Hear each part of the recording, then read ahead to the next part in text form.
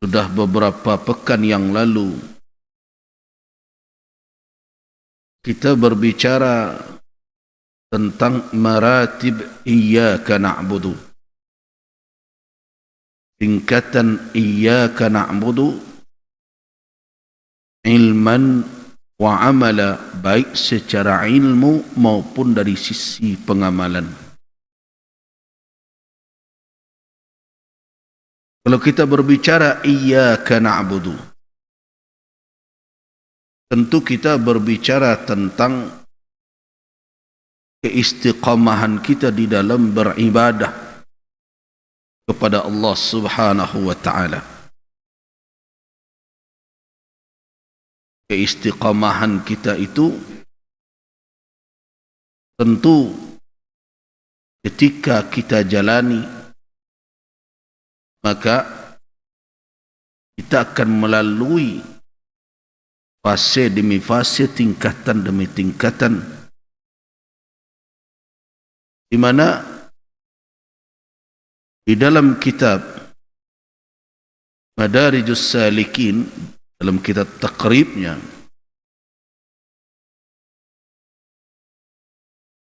disimpulkan bahawa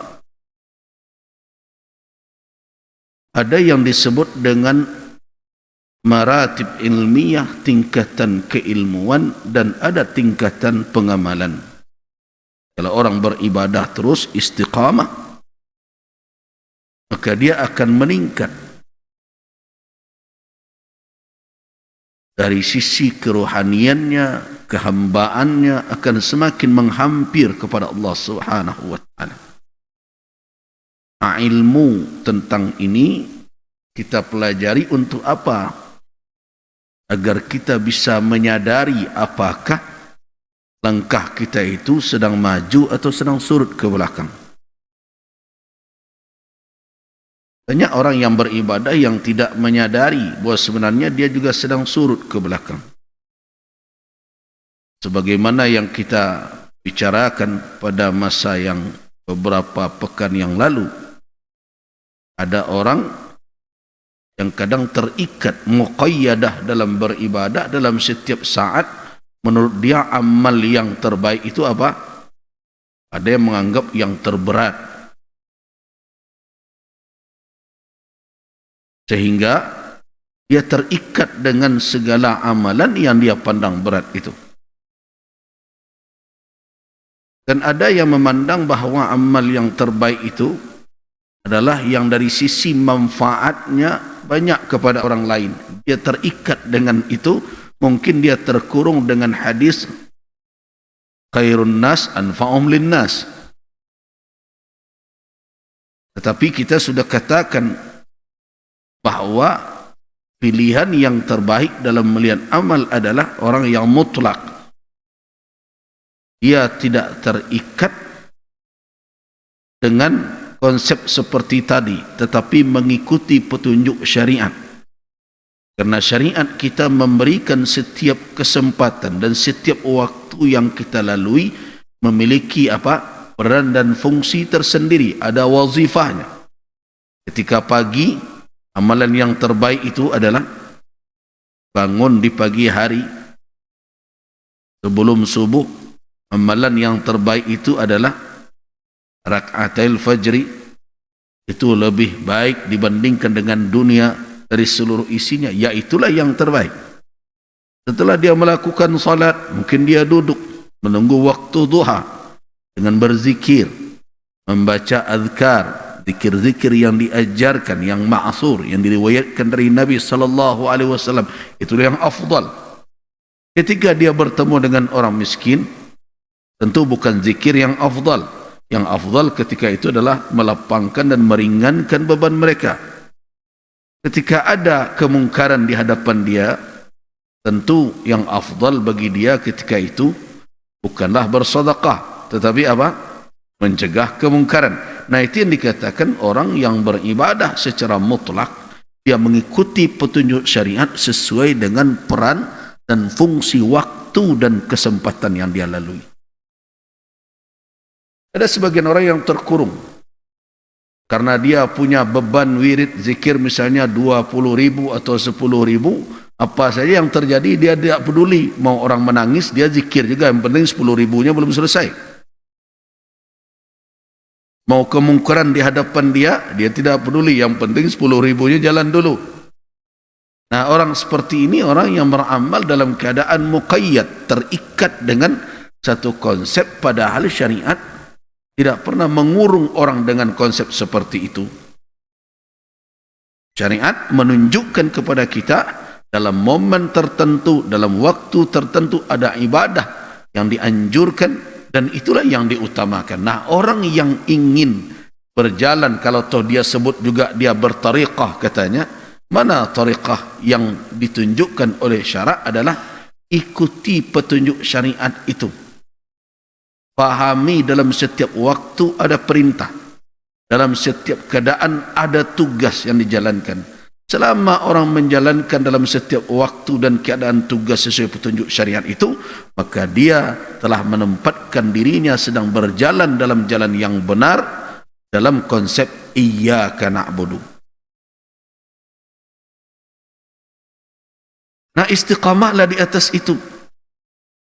Kalau orang istiqamah di atas jalan demikian, sebagaimana yang dijanjikan oleh Allah dalam suratul Jin ayat 16, wa allau istaqamu ala tariqati la asqainahum ma'an ghadaqa.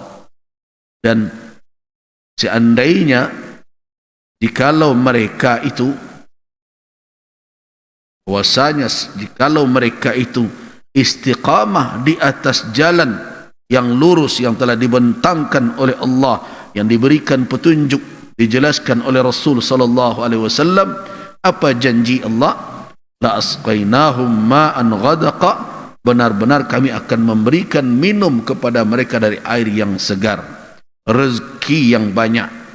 Tentu minum tersebut bukan dalam makna, jangan difahami hanya makna curahan air hujan, tetapi yang sangat penting adalah siraman anugerah Allah ke dalam kalbu kita, sehingga terbuka oleh kita terus langkah-langkah yang tepat di dalam kehidupan kita ke depan.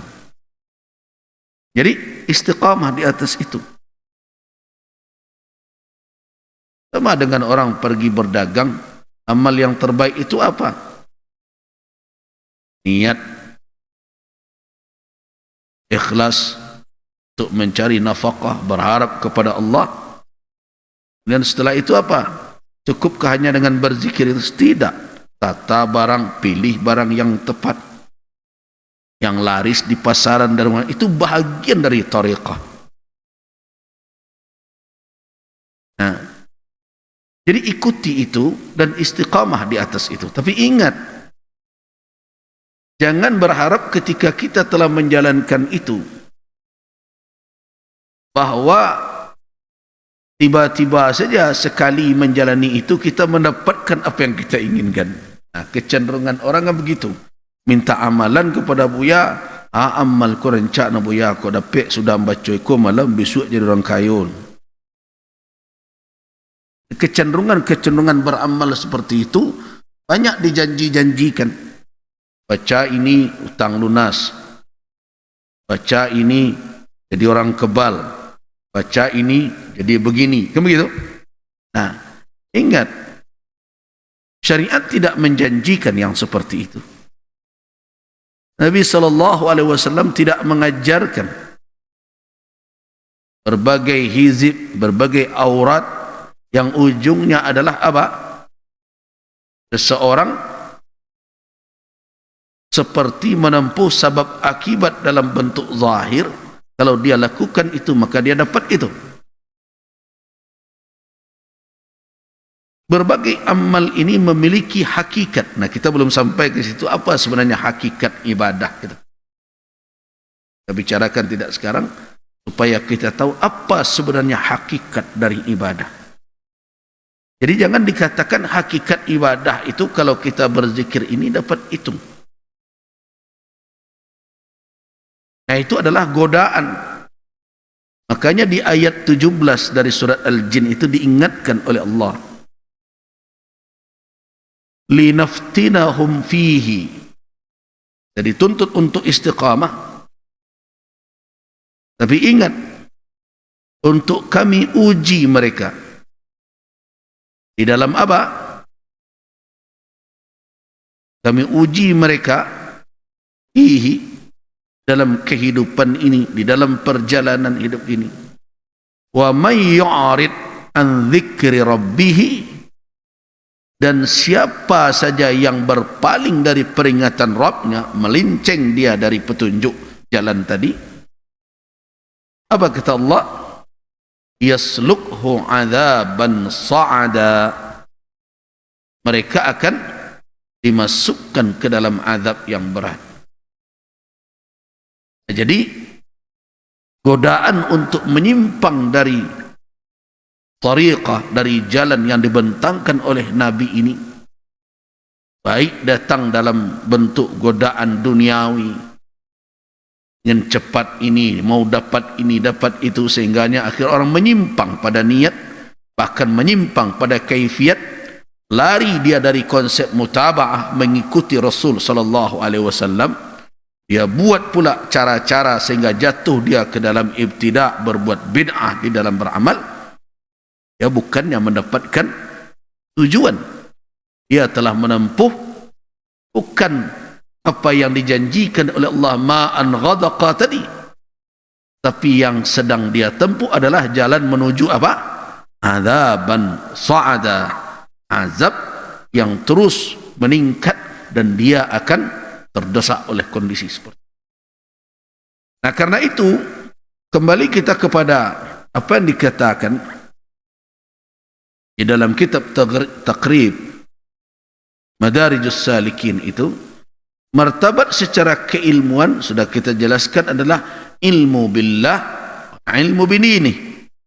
Orang tidak akan bisa meningkat di dalam ibadah dia kalau dia tidak menjangkau dua martabah ini. Kalau dia tidak menjangkau dua faktor utama ini secara keilmuan. Apa itu? Yang pertama, ilmu tentang Allah yang ada dalam kajian akidah dan tauhid. Yang kedua, al-ilmu bidinillah, ilmu dengan agama Allah yang ada di dalam ilmu petunjuk syariat Islam.